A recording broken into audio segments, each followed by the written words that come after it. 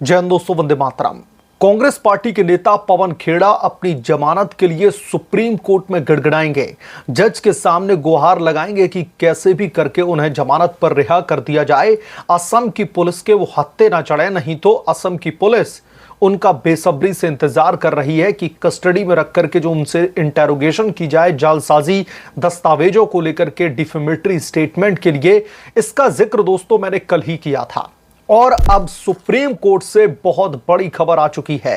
दरअसल कांग्रेस पार्टी के नेता पवन खेड़ा ने सुप्रीम कोर्ट की दहलीज पर जाकर के अपनी जमानत की अर्जी दाखिल कर दी है और सुप्रीम कोर्ट से गुहार लगाई है कि उन्हें जमानत पर रिहा रहने दिया जाए, यानी कि जो एंटीसिपेटरी बेल है वो कंटिन्यू की जाए, जिसको कहीं ना कहीं गुवाहाटी हाई कोर्ट ने सिरे से खारिज कर दिया था और यह भी कह दिया था कि इन्हें इंटेरोगेट करने की जरूरत है।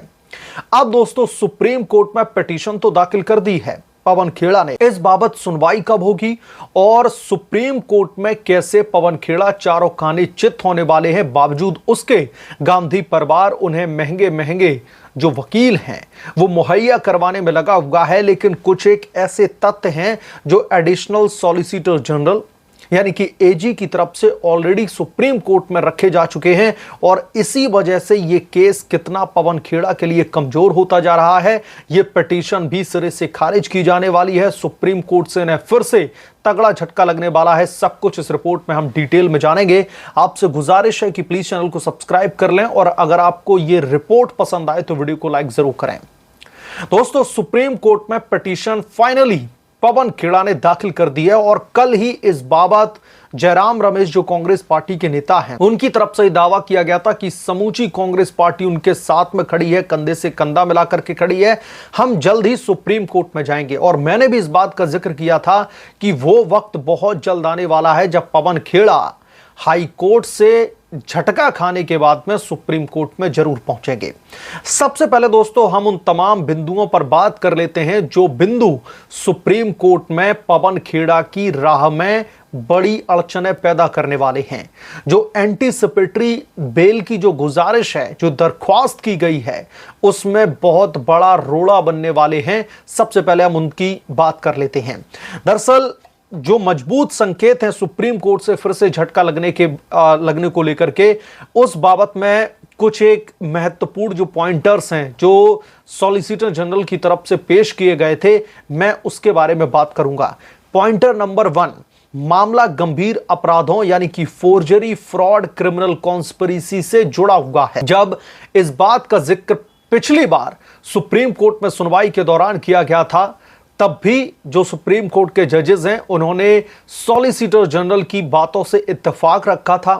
इन्हीं पॉइंटर्स के बलबूते पर गुवाहाटी हाई कोर्ट में भी जब जिरह चलती है तब भी फ्रॉड, क्रिमिनल कॉन्स्पिरेसी, जालसाजी, इन तमाम चीजों का जिक्र किया था और उसी बाबत पवन खेड़ा के खिलाफ में बड़ा फरमान आया था। तो पॉइंटर नंबर 1 बहुत महत्वपूर्ण हो जाता है, जिसमें फॉर्जरी, फ्रॉड, क्रिमिनल कॉन्स्पिरेसी शामिल हैं। ये चीजें फिर से पवन खेड़ा के खिलाफ में उठने वाली हैं। इतना ही नहीं, आरोपों के पीछे फर्जी दस्तावेजों का इस्तेमाल साबित होता दिख रहा है। याद कीजिए वो दिन जब प्रेस कॉन्फ्रेंस को कंडक्ट किया था पवन खेड़ा ने और उसमें कुछ दस्तावेज दिखाए जा रहे थे। उन दस्तावेजों में साफ तौर पर फर्जी होने के दावे लगाए गए हैं कि ये जो उनके दस्तावेज हैं वो साफ तौर पर फर्जी हैं। इन दस्तावेजों को मैनिपुलेट करके लोगों को गुमराह करने के लिए ये एक बहुत बड़ी साजिश रची गई है और इसीलिए फर्जी दस्तावेजों के इस्तेमाल की वजह से भी कहीं ना कहीं पवन खेड़ा इस पूरे के पूरे चक्रव्यूह में फिर से फंसते दिख रहे हैं। तीसरा और महत्वपूर्ण पॉइंटर, कोर्ट पहले ही जुरिस्डिक्शन और प्रक्रिया के दुरुपयोग पर सवाल खड़े कर चुका है। याद कीजिए तेलंगाना हाई कोर्ट का फैसला जिसको चैलेंज किया था असम की सरकार ने सुप्रीम कोर्ट में, उसमें जुरिस्डिक्शन की बहुत सारी कहीं ना कहीं बातें निकल करके सामने आई थी, क्योंकि पवन खेड़ा की जो पत्नी है उनके आधार कार्ड में एड्रेस है दिल्ली का। तेलंगाना हाई कोर्ट में अपील करते हैं और तेलंगाना हाई कोर्ट उनको कहीं ना कहीं राहत भी दे देता है। तो इसी वजह से इसमें जुरिस्डिक्शन के दुरुपयोग का पहले ही जिक्र किया जा चुका है और इसी वजह से पवन खेड़ा के लिए यह एक और नेगेटिव फैक्टर साबित होने वाला है। यह भी मुद्दा एडिशनल सॉलिसिटर जनरल की तरफ से जोर शोर से उठाया जाएगा पवन खेड़ा के खिलाफ में, चाहे अभिषेक मनु सिंह भी आए सुप्रीम कोर्ट में उनकी दलीलें रखने के लिए, या फिर खुद कपिल सिब्बल साहब क्यों ना आ जाए। चौथा महत्वपूर्ण बिंदु, असम सरकार की तरफ से मजबूत विरोध और कस्टोडियल पूछताछ की जरूरत पर जोर रहेगा। गुवाहाटी हाईकोर्ट के फैसले को कंटिन्यू करते हुए सुप्रीम कोर्ट में इस बात पर जोर दिया जाएगा, असम के मुख्यमंत्री की ओर से पेश जो वकील होंगे उनकी तरफ से, कि ऑलरेडी गुवाहाटी हाई कोर्ट ने कस्टोडियल इंटरोगेशन का जो फरमान है वो जारी किया गया है, उन्हें कस्टडी में रख करके पूछताछ करने की जरूरत है, इसका ऑलरेडी फैसला आ चुका है। तो फिर ऐसे में सुप्रीम कोर्ट इस पर अपनी इंटरवेंशन न दे, सुप्रीम कोर्ट इसमें दखलंदाजी न करे तो बेहतर होगा। और दोस्तों ये मामला सुप्रीम कोर्ट में पवन खेड़ा के लिए बहुत ज्यादा मुश्किल भरा इसलिए भी होता जा रहा है क्योंकि पिछली सुनवाई में जब सुप्रीम कोर्ट ने तेलंगाना हाई कोर्ट के उस फैसले को खारिज कर दिया था, गिरफ्तारी से किसी भी संरक्षण पर रोक लगा दी थी, उस समय भी सुप्रीम कोर्ट ने इस बात का जिक्र किया था कि Pawan Khera is allowed to file a petition in Guwahati high court. Guwahati high court में वो पिटीशन दाखिल करेंगे, उसके बाद में सुनवाई होगी उस पर, और उस सुनवाई में जो कुछ भी लब्बो लबाब निकल करके आएगा, यानी कि जो गुवाहाटी हाई कोर्ट का फैसला होगा वो सर्वमान्य किया जाएगा और सुप्रीम कोर्ट भी उसको तरजीह देगा। तो ऐसे में अब पवन खेड़ा के खिलाफ में ऑलरेडी गुवाहाटी हाई कोर्ट से फैसला आ रखा है।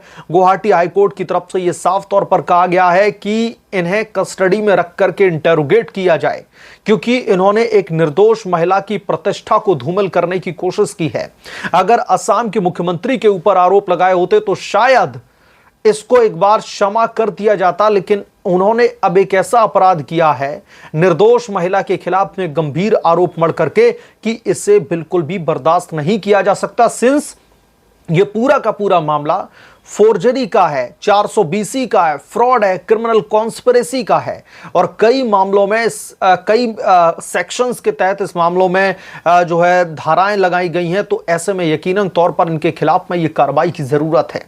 तो ये जो 4 अहम पॉइंटर्स हैं जिनको ऑलरेडी पहले सुप्रीम कोर्ट में उठाया गया था, ये चारों के चारों पॉइंटर्स पवन खेड़ा के लिए गले की राजनीतिक हड्डी बनने वाले हैं, और वो हड्डी है कि अब उगलने की तो स्थिति रही नहीं, पवन खेड़ा उसको निगल भी नहीं पाएंगे। और इसलिए जैसा कि मैंने पहले भी कहा था, जब सुप्रीम कोर्ट से पवन खेड़ा को झटका लगा था, जब तेलंगाना हाई कोर्ट के फैसले को चुनौती दी गई थी, मैंने तब भी जो है कानूनी जानकारी के मुताबिक जितनी मेरी समझ है अदालती मामलों को लेकर के, मैंने पहले ही कहा था कि सुप्रीम कोर्ट से झटका लगेगा पवन खेड़ा को, और वही हुआ। फिर गुवाहाटी हाई कोर्ट में भी मामला आता है, उसमें भी मैंने अपनी कानूनी समझ के आधार पर कोर्ट के फैसले से पहले आपके बीच में यह जानकारी साझा की थी कि कैसे हाई कोर्ट से भी पवन खेड़ा को 11,000 वोल्ट का झटका लगने वाला है, वही हुआ। और आज अब फिर से सुप्रीम कोर्ट में जो एंटीसिपेटरी बेल फाइल की गई है, जो जमानत के लिए अर्जी दाखिल की गई है, इन तमाम बिंदुओं को लेकर के कि पॉलिटिकल वेंडेटा के तहत पवन खेड़ा को परेशान किया जा रहा है, मैं यकीनन दावे के साथ मैं कह सकता हूं कि जो कानूनी बिंदु हैं, जो कानूनी रुख है इस समय, जो कानूनी हवा है, वो पवन खेड़ा के खिलाफ में चल रही है। और ये वो आंधी है, ना तो इसको पवन खेड़ा के खिलाफ में अभिषेक मनु सिंह भी बचा सकते हैं, और ना ही कपिल सिब्बल, और समूची कांग्रेस पार्टी तो पूरी तरीके से खड़ी ही है, लेकिन पवन खेड़ा को बचा नहीं पा रहे। बहरहाल इस पूरे मामले पर आपकी क्या राय है, आपके क्या विचार हैं, हमें कमेंट करके जरूर बताएं।